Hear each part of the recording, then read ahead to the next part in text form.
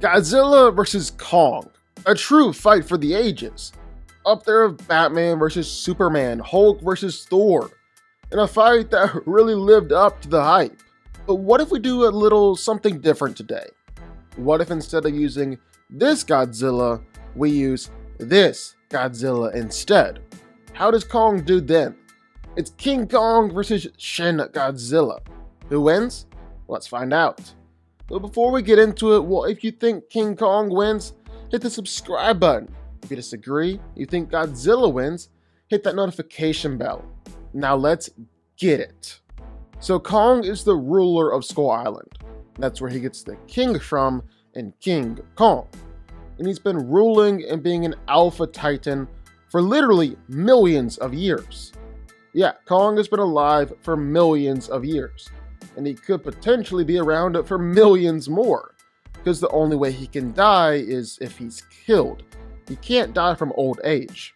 He's going to be still going while we're all long gone. Anyways, so after beating the giant Skullcrawler and facing off against Samuel L. Jackson, Kong had to fight Godzilla next. And while this is real impressive, and beating Nick Fury and Mace Windu is cool, it's really his fights with Godzilla that I really want to focus in on here.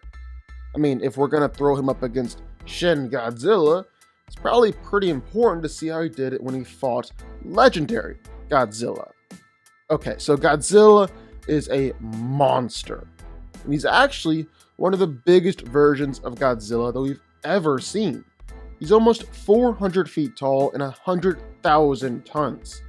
It really takes a Godzilla like Godzilla Earth to beat him in size. So just keep that in mind when I show you this stuff. Their first fight was definitely in Godzilla's element in the water. So Kong had used destroyers and aircraft carriers as basically footholds in order to fight back. But Godzilla gets him under the water, tries to drown him, and Kong is able to strangle him right back. He uses his strength to almost outmuscle Godzilla under the water and escape. Pretty good showing to start out with. Then there was the second fight, the Hong Kong fight. And this fight actually starts at sunset in Hong Kong and doesn't let up until dawn. So they're fighting for like 12 hours here. And it is a hard fought fight. And even if Godzilla technically won by the end, Kong definitely got his hits in. I mean, look at this. Really listen to this.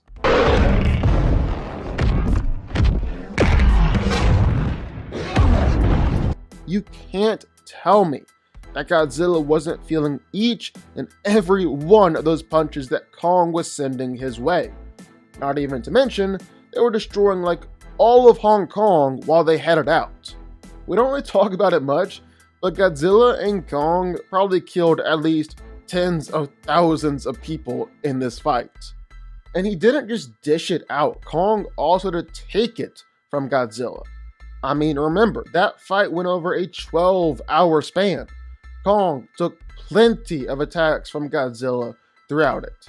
And I mean, Godzilla did end up winning too, so eventually Kong was beaten here. Had to be revived to get back into the land of the living. Yeah, the guy essentially died, so his durability has its limits. We've seen what can take him out. But if it requires a 12-hour fight with the literal king of the monsters to beat you, then I'm not going to necessarily hold that against you. You're pretty freaking tough. But this also means that Kong was operating at half strength when he had to fight against Mecha Godzilla. And Mecha Godzilla is unlike anything that they've seen before. If Godzilla is a force of nature, and Kong is more like a fighter, a wise master, samurai, whatever, Mecha Godzilla is just a dick. He's a jerk. He's gonna fight dirty, and that's what they gotta go up against here at half strength. So this is Kong at 50%, and he's still able to help kick Mecha Godzilla's butt. He gets in there with his axe and starts trying to chop things up. When Godzilla helps out his new little buddy and supercharges the axe, well, it's all over at that point. Kong just goes to town, starts wrecking shop, and takes Mechagodzilla out. And that axe is also a big part of how Kong fights. Not the axe specifically, although yes, that too, but it also shows that he fights with some level of skill, some out-of-the-box thinking, and some just straight, on-the-fly ingenuity. He was doing this all the way back on Skull Island. He did it in Hong Kong. It's just a part of who he is. For being basically just a giant animal, Kong doesn't really fight like an animal. Like Godzilla, he fights like an animal, clawing and scratching and getting all up in there. Kong doesn't do that. Kong fights like a warrior. But then there's the other Godzilla, Shin Godzilla. And here's the thing, Shin Godzilla is kinda unique among all the other Godzillas, as he started out as some kinda prehistoric creature, just swimming around in the ocean when he was horribly mutated by some nuclear radiation in the 1950s. And this is where it becomes a bit different, because along with that mutation comes a unique ability. Godzilla can rapidly change his DNA and adapt and evolve in pretty much an instant. He then spent 60 years living under the ocean until he got bored one day and decided to try and destroy Tokyo. So over the course of the movie, Godzilla went through 4 different forms, all of which were distinct and some of which were very, very weird. I mean, just take a look at Form 1. It may or may not just be one giant tail, just a giant worm thing. This time he was able to bust up the Aqualine tunnel and was supposedly hot enough to just start boiling the water around him. But that's kinda all we saw from him in Form 1. Form 2, well, it was kinda pathetic as well. But bless his little heart, he's just trying his best out there. This is the form where Godzilla was able to evolve to where he can walk on land. Well, now Godzilla's out there strutting around on his own 2 legs, and just constantly throwing nasty juices all over the place with his gills. Here, he's able to push around boats and push around cars, even destroy houses and knock over a building. But nothing really compared to Kong. Kong went up against this guy, he would easily win. So on to Form 3. The big guy went through a growth spurt here. He was able to stand more upright, even grew himself some actual arms. So good job, bud. He's also able to destroy things a whole lot easier now, even flipping over a train and sending that train flying by slamming his tail on the ground. But Form 4 is where he really gets going. Here he's real big, real tough, and totally ready to mess up everybody's day.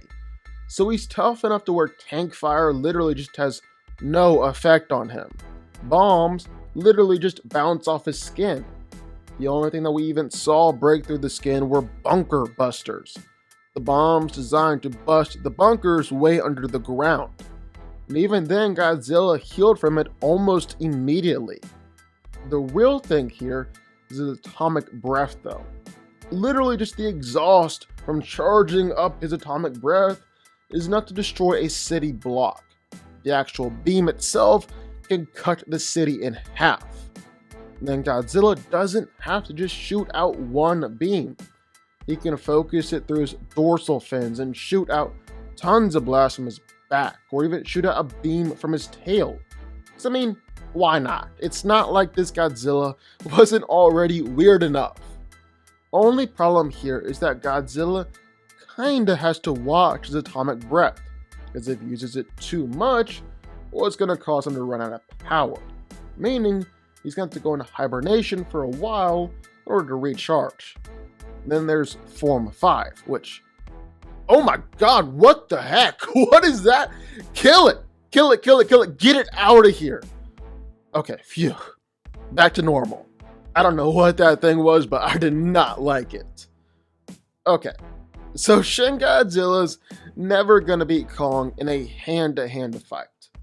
He's way too slow, he's a bit too weak, isn't quite strong enough, he just doesn't have it in him.